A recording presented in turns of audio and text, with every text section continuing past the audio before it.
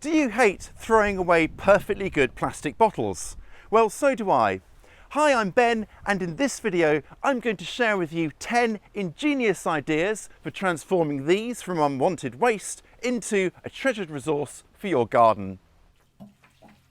We're getting into the warmer, drier days of summer here, so what better place to start than keeping our plants sufficiently watered?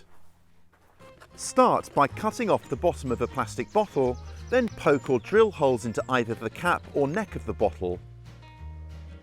Bury the bottle upside down close to a plant so that the holes lie about 4 inches or 10 centimetres below the surface. This makes watering so much easier because all you have to do is fill up the bottle, then move on to the next plant. And if it's drained through by the time you're done, you can always go back, fill it up again to give the soil a really good drenching. I especially love this technique around thirsty, warm season crops like tomatoes and squash, which love having all that moisture at their roots. You can also slow down the rate at which the water drains through by not drilling holes into the bottle and instead stuffing a tight-fitting piece of sponge into the neck of the bottle like this. Even with a rose fitted, the spray from watering cans can sometimes be a little too fast for just sown seeds or delicate seedlings. Water bottle watering cans are a gentler alternative. Just pierce holes into the lid of an empty drinks bottle like this. You want to aim for a nice even distribution, and because you don't want the holes too big, I'm using a thumbtack or drawing pin to make the holes. Push the pin in at 90 degrees so that the water comes out nice and straight and doesn't fly off at different angles. And there you have it. Bottles make fantastic miniature greenhouses to keep recently transplanted seedlings safe from plunging temperatures and harsh winds, ideal for acclimatising them to the outdoors or getting a jump start on the new growing season. They'll also keep birds off. Simply cut off the bottom of a clear bottle, label removed, and pop it over your seedlings or young plants. Narrow bottles are great for protecting individual plants, and you can always keep them from blowing away by just pushing them down into the soil. Or, for a belts and braces approach, use a cane like this through the middle and push it down into the soil, and that really will anchor it into position. Larger bottles, like 5-litre sizes, would be ideal for clusters of seedlings, or even larger bottles like water dispenser bottles would give you even more options. Whatever you're using, leave the lid off for ventilation unless it's exceptionally cold. You can make very effective tools using sturdy plastic bottles. Use a bottle with a handle, such as this milk bottle, to make an all-purpose scoop. Mark out a diagonal line on both sides of the bottle like this, so that the top comes within about 1 inch or 3 centimetres of the handle. Now draw a line to connect up the 2 diagonal lines, one at the top and then one along the bottom like this, and then simply cut it out.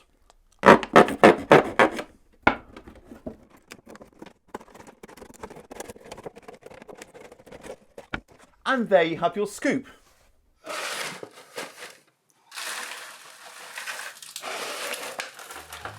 You could also cut a gouge out of the bottom of a bottle like this, then mount it securely onto a cane or pole. The result is a very basic but no less effective fruit picker, ideal for extending your reach to nab those high up fruits. Of course, like any other recyclable container, plastic bottles make handy little containers. Cut them in half, then drill drainage holes into the bottom half before filling with potting mix and planting. You could use the top half too, of course, piercing holes into the cap for drainage, then perhaps securing your bottle planter to a post, fence, wall or trellis to make a quirky feature in its own right. How about a self-watering container? You'll need a bottle that's relatively tall like this, and then start by cutting it in half.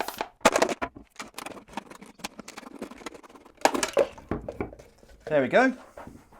Now we need to make a hole in the lid, And to do that, I'm going to use a screwdriver that I'm first heating up with a candle so it more easily penetrates the cap.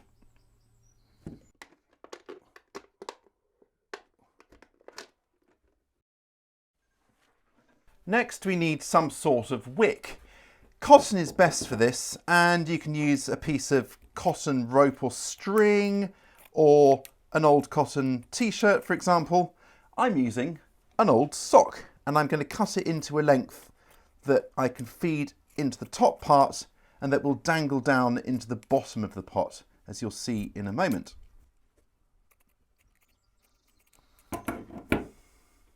Right, there we go. That's going to serve as our wick, and it's going to take up water from our reservoir down here into our little planter here. First, I'm going to tie a knot into it to hold it in place once it's threaded through into the pot. That should do it.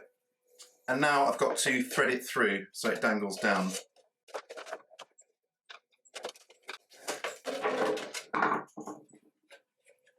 There we go. All I've got to do now is plant it up. And then, time to fill our reservoir. You want it to come just below the cap.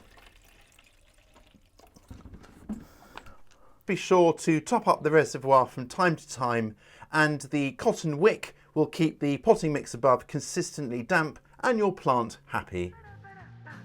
You can make seed or growing trays from bottles and mushroom or grape punnets too, of course.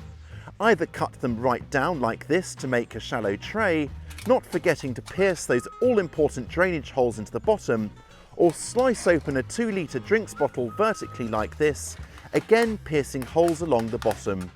Fill with soil, sow and grow. And all those bits of plastic you've got left over, don't waste those either. Cut them down into strips like this to use as plant labels. Write on them using a marker pen, and then when you're done, just wipe them clean or leave them out in the sun to bleach clean, and that way you can reuse them. And finally, if you've got loads of plastic bottles, you could even try making something like this, a plastic bottle greenhouse. You'll need hundreds, possibly even thousands of bottles for this, so start collecting them now and press friends and family into collecting them as well. But whatever you do, don't go out and buy bottles for this. Now, basically the way it's done is to thread bottomless bottles onto garden stakes or canes like this, so that they snugly fit on top of each other. Each run of canes can then be secured to a wooden frame to make each panel. That's roof panels, side panels, and of course the door. The panels, once complete, can then be secured to each other using brackets or hinges. Now, it's going to take a bit of time, but what an original, imaginative and eco-friendly way to make a greenhouse. I don't think I'll look at plastic bottles in the same way again. Perhaps you've got an idea that hasn't been mentioned. I'd love to know, so please do share it in the comments below. There's loads more handy advice on this channel, so hit that subscribe button and ding that notification bell so you don't miss out. And if you're interested in more ways to recycle and repurpose in the garden, check out this playlist. I'll catch you next time.